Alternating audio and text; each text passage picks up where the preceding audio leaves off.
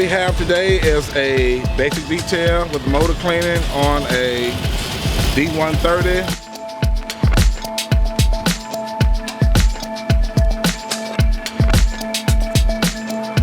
We have a certain process we do. We clean wheels and tires first. We always clean wheels and tires and undercarriage to make sure no sand, grit, any nature blown issues can get on the paint and scratch the paint. We do a certain type of motor cleaning as far as during testing. We want to make sure the sensors can handle moisture, the sensors are in the right direction to not contain moisture, and the truck still runs properly. And we use up to 3,000 PSI when on average a splash of water could hit the vehicle at as high as 85 PSI.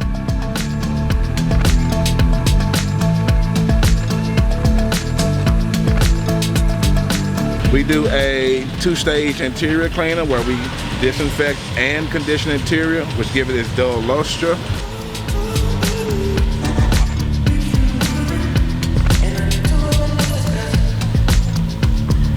We use a water-based tire shine, which goes on blue, and in about 30 minutes, it's a solid, nice black look.